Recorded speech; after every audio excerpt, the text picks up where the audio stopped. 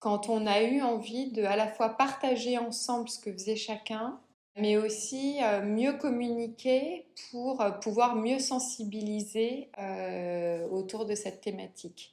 Donc sensibiliser, c'est autant sensibiliser nos partenaires que sensibiliser les personnes avec qui on travaille, donc poser des questions très simples. Avec quel type d'encre vous imprimez, d'où viennent vos papiers, d'où viennent votre bois.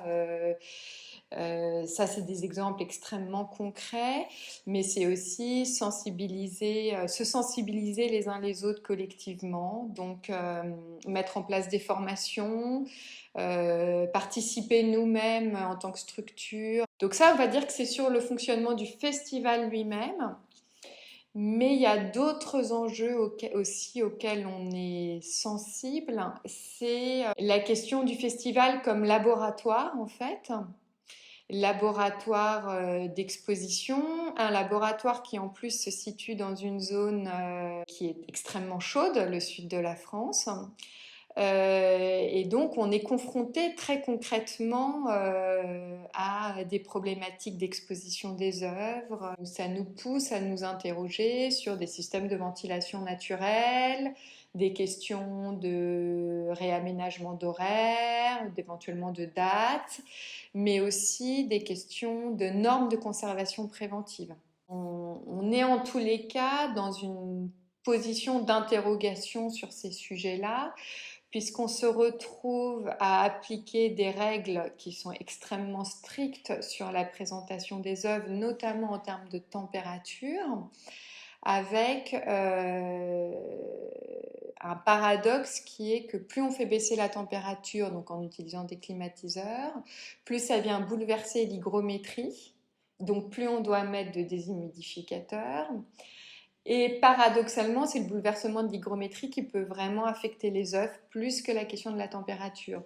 Donc en tous les cas, nous, notre questionnement avec notre responsable de la conservation préventive et des constats d'état, c'est de venir en tous les cas poser ces sujets sur la table pour essayer de voir dans quelle mesure est-ce qu'il n'y a pas des évolutions à penser collectivement au sein de l'ensemble des institutions culturelles sur ces normes. Qu'est-ce que ça veut dire aujourd'hui d'imposer de passer de 40 degrés à l'extérieur à 20 degrés par rapport à la conservation des œuvres et au monde dans lequel on vit. Donc, ou alors de poser des questions de qu'est-ce qu'on présente, pourquoi on choisit de présenter tel ou tel type de projet. Donc voilà, en tous les cas, on a envie d'être ce lieu de débat et d'interrogation, comme le sont les rencontres sur un certain nombre de sujets autour de l'image et de la photographie.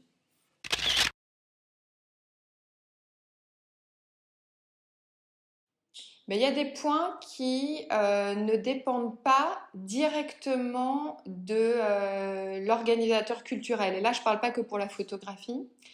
Par exemple, la question de la mobilité des publics. C'est quelque chose qui a un impact extrêmement important, mais sur lesquels les organisations culturelles peuvent accompagner, sensibiliser, mais ne peuvent pas agir directement. Donc nous, on va travailler sur des outils d'information, des incitations, on va participer à des études autour des mobilités, sur notamment par exemple l'étude Festival en mouvement là, qui va se lancer sur 50 festivals en France sur 3 ans. On présente des projets photographiques pour défendre une vision du monde et défendre des projets portés par des photographes, des témoignages, des enquêtes, des manières d'interpréter, d'être sensible au monde qui nous entoure, pour alerter aussi. L'objectif, c'est que ce soit vu par le plus grand nombre et partagé le plus largement possible. Et en même temps, ces circulations de public ont un impact, enfin ont un bilan carbone conséquent. Donc voilà, comment est-ce qu'on jongle avec ces problématiques?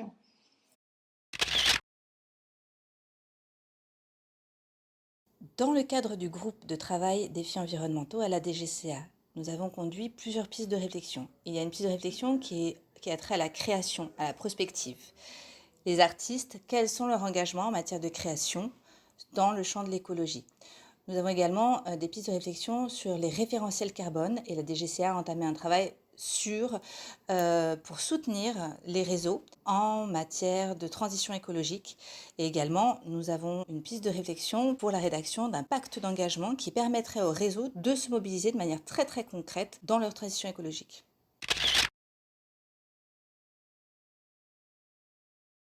Alors, il y a une énergie qui vient de l'Europe, beaucoup, avec le Green Deal européen.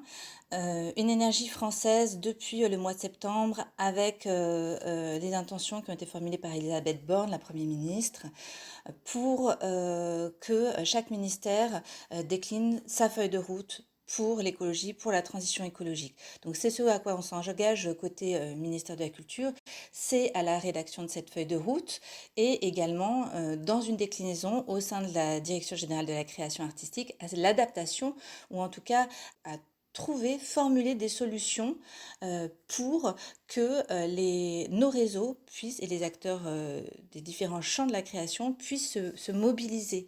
Pour beaucoup, ils sont déjà engagés en fait dans cette démarche. Il y a en 2023 un certain nombre de dispositifs et de plans d'action qui vont permettre aux acteurs de la culture de répondre présent en matière d'écologie. On est sur une prise de conscience collective qui est acquise. La difficulté, c'est de savoir par quoi commencer, comment faire. Il y a des très belles intuitions dans le champ de la culture, il y a des très belles expérimentations. Il va falloir aller plus loin. Et aussi, c'est très difficile sans formation de comprendre qu'en fait, il y a bien des endroits où on peut agir en matière d'écologie. Ça reste difficile de convaincre que on peut assurer une transition numérique écologique. Et c'est d'autant plus passionnant qu'au sortir de la période de pandémie, on sait à quel point l'écologie est un enjeu majeur. Il y a peu de résistance, il y a beaucoup d'envie, mais encore une fois, la question, c'est de savoir à quel endroit, par où commencer, comment se mobiliser, comment rendre concret son action et dépasser l'intention. Alors, dans la proposition côté des GCA, ce qui est abouti, c'est vraiment la question de la formation. On se forme et on fera en sorte d'accompagner les opérateurs à se former. Ça, c'est un des grands enjeux, mais aussi permettre aux directions de pouvoir se former et permettre à l'ensemble d'une équipe de pouvoir être formé et chacun d'apporter sa pierre à l'édifice dans la transformation et dans la transition écologique des équipements. C'est aussi permettre aux acteurs de la culture et aux artistes d'opérer leur transition. Et certains émettent le désir vraiment de produire différemment. Donc ça, c'est l'enjeu, c'est quelles sont demain les formations, les outils, le partage d'expériences qui va permettre cette transition écologique pour l'ensemble des acteurs de la culture.